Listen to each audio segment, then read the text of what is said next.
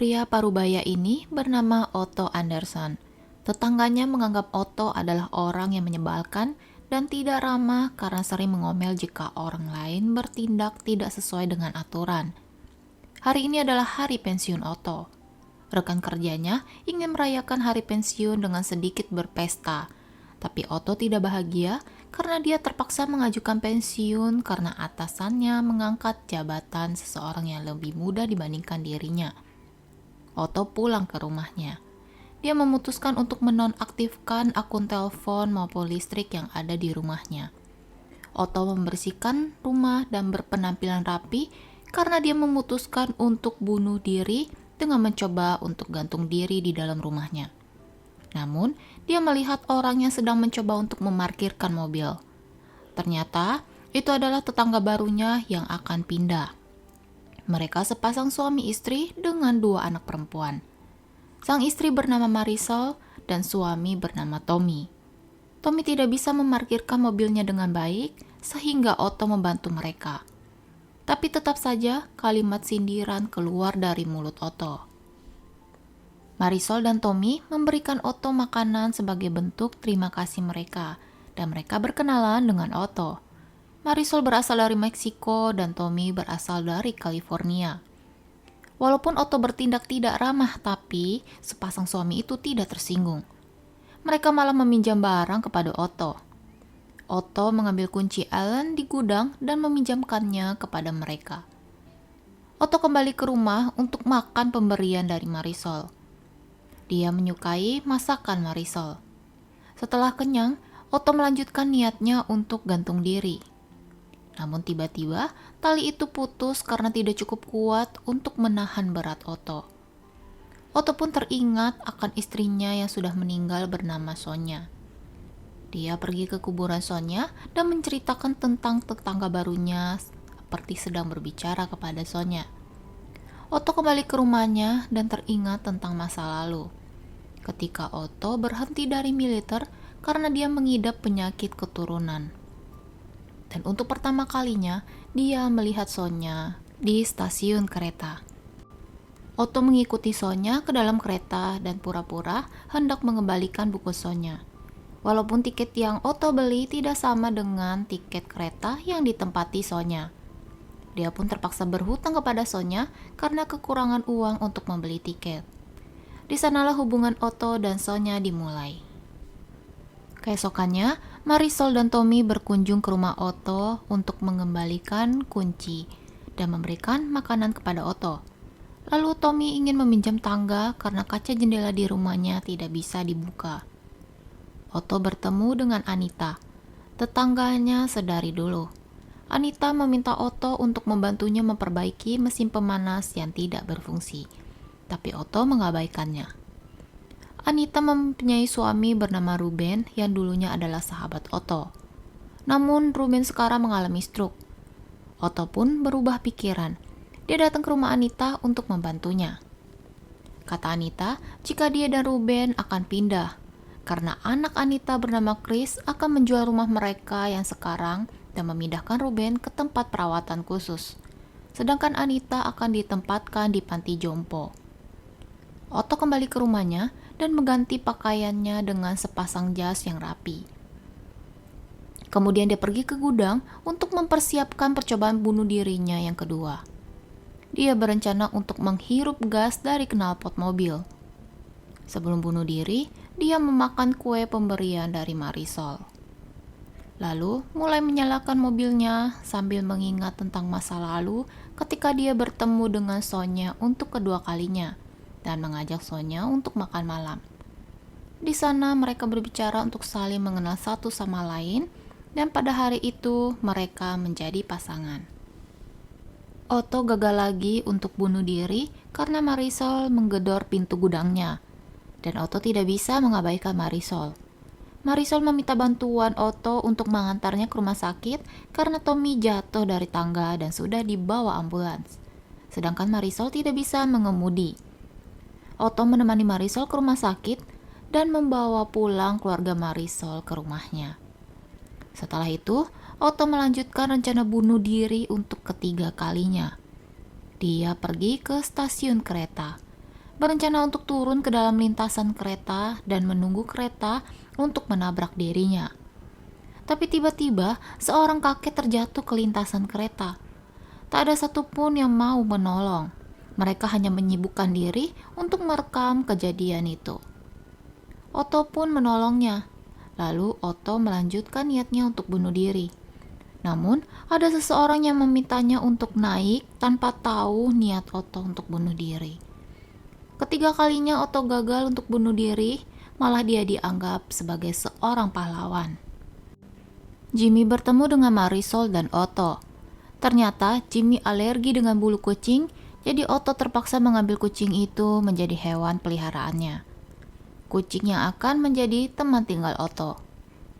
Besoknya, Otto mengajak Marisol untuk belajar mengemudikan mobil. Otto menjadi guru yang baik. Dia terlihat tenang dan mengajarkan Marisol dengan sabar, sehingga Marisol mulai lancar dalam mengemudi. Setelah belajar mengemudi, mereka berdua mampir ke toko kue. Di sana, Otto mulai bersikap terbuka dan menceritakan tentang Sonya, istrinya. Ketika muda, Otto dan Sonya pindah ke rumah yang sampai saat ini masih ditempati Otto. Di sana mereka berkenalan dengan Anita dan Ruben. Ruben dan Otto menjadi teman dekat. Sampai suatu hari, mereka berdua saling memamerkan mobil baru. Ruben menyukai merek mobil Ford, sedangkan Otto menyukai Chevrolet. Semenjak itu, hubungan mereka mulai renggang. Ketika Marisol bertanya tentang anak kepada Otto enggan menjawabnya dan mengajak untuk pulang. Malamnya, Marisol meminta Otto untuk menjaga anak-anaknya karena Marisol dan Tommy akan pergi dinner berdua. Otto menemani anak-anak Marisol seperti dia menemani cucunya sendiri. Sherry Kenzie, seorang jurnalis sosial media, mencari Otto karena dia melihat video Otto yang menolong seorang kakek dari lintasan kereta. Video itu sudah viral di sosial media.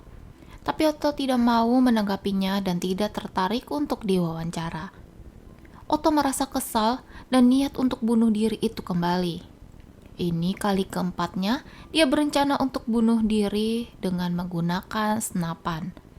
Lagi-lagi Otto mengingat masa lalunya bersama Sonya. Ketika Sonya hamil dan mereka memutuskan untuk pergi jalan-jalan menggunakan bus. Di perjalanan pulang, Otto meninggalkan Sonya untuk ke WC. Namun tiba-tiba terjadi kecelakaan. Banyak penumpang yang terlempar keluar dari bus. Otto tidak terluka, namun Sonya mengalami kelumpuhan dan kandungannya tidak bisa diselamatkan. Bayangan Sonya muncul dan meminta Otto untuk terus melanjutkan hidup. Dan Otto terkejut karena ada yang mengetok pintu rumahnya. Lagi-lagi aksi bunuh diri Otto gagal dilakukan. Ternyata Malcolm datang dan meminta tolong apakah dia bisa menginap di rumah Otto karena Malcolm diusir oleh ayahnya. Ayah Malcolm malu karena Malcolm adalah seorang wanita yang mengubah dirinya menjadi laki-laki. Otto pun mengizinkan Malcolm untuk menginap di rumahnya. Otto terbiasa bangun pagi dan melakukan pemeriksaan di daerah rumahnya. Dia ditemani Malcolm dan juga Jimmy. Jimmy memberi informasi jika sore ini Anita dan Ruben akan keluar dari rumah. Karena Chris sudah menjual rumah itu kepada agen properti. Anita mengidap penyakit Parkinson sehingga dianggap tidak bisa lagi untuk menjaga suaminya. Otto tidak tahu dengan penyakit Anita karena Anita tidak mau membebankan Otto. Otto terlalu sibuk dengan kesedihannya sehingga tidak memperdulikan orang lain. Dan saat ini, Otto memutuskan untuk membantu teman lamanya itu untuk tetap mempertahankan rumah mereka. Otto ingin meminjam telepon Marisol. Tapi Marisol tidak langsung memberikannya. Marisol khawatir dan peduli kepada Otto. Tapi Otto terkesan ingin hidup sendiri tanpa bantuan siapapun. Padahal sebagai umat manusia, tidak ada satupun yang bisa hidup sendiri tanpa bantuan orang lain. Apalagi di saat orang itu mengalami masa sulit. Otto hanya bisa diam mendengar omongan Marisol. Akhirnya, Otto menceritakan tentang masa lalunya bersama Sonya. Otto hidup hanya untuk Sonya. Namun ketika Sonya meninggal 6 bulan lalu, keinginan Otto untuk hidup sudah tidak ada. Dan sikap tidak mau peduli terhadap siapapun Itu disebabkan karena kecelakaan yang dialami istrinya. Tapi saat ini, Otto memutuskan untuk terus menjalani hidupnya tanpa ada niat untuk bunuh diri. Lalu, Otto menghubungi Sherry. Ketika agen properti datang, mereka dihadang oleh Anita. Jimmy mengatakan jika dia yang akan mengurus Anita beserta Ruben. Sherry datang menanyakan informasi tentang Chris yang sudah 10 tahun tidak bertemu dengan orang tuanya. Mereka melakukan wawancara streaming. Agen properti itu bisa mendapat data para lansia secara ilegal. Setelah diserang pertanyaan-pertanyaan oleh Sherry, agen properti memutuskan untuk pergi dari sana. Otto hendak kembali ke rumahnya, namun dia tiba-tiba pingsan. Marisol menemani Otto di rumah sakit. Marisol baru tahu jika Otto mengidap penyakit kardiomegali, yaitu jantung yang terlalu besar, yang sudah dialami Otto sejak dia masih muda. Ketika mendengar penyakit Otto, Marisol tertawa karena menurutnya Otto sulit untuk mati. Bukannya Marisol harus menjaga Otto yang sedang sakit, tapi Marisol malah membuat Otto panik karena Marisol akan segera melahirkan. Marisol melahirkan anak laki-laki bernama Marco. Otto memberikan tempat tidur yang dulunya dia persiapkan untuk anaknya bersama Sonya kepada Marco. Marisol meminta Otto untuk menjaga Marco supaya Otto bisa merasakan bagaimana menggendong anak bayi. Lalu Otto mengajak keluarga Marisol ke kuburan Sonya. Beberapa hari ini, Otto merasa jika jantungnya sering bermasalah. Kemudian Otto menulis sebuah surat untuk Marisol. Otto juga memberikan mobilnya kepada Malcolm. Lalu Otto membeli mobil baru yang lebih besar dan mengajak Marisol serta 2 anak perempuannya untuk jalan-jalan. Keesokan harinya, Tommy merasa ada yang aneh karena tidak melihat Otto dengan kebiasaan sehari-harinya. Marisol dan Tommy segera ke rumah Otto karena mereka sudah diberikan kunci cadangan rumah Otto. Tommy dan Marisol menemukan Otto dalam keadaan sudah tidak bernafas. Marisol membaca surat wasiat dari Otto. Di dalam surat itu, Otto menginginkan pemakaman untuk jasadnya. Lalu Otto memberikan semua uang, rumah, bahkan mobil miliknya untuk Marisol. Asal Marisol tidak menjual rumah itu dan meminta Marisol untuk tidak mengizinkan siapapun mengendarai mobil pemberiannya kecuali Marisol sendiri.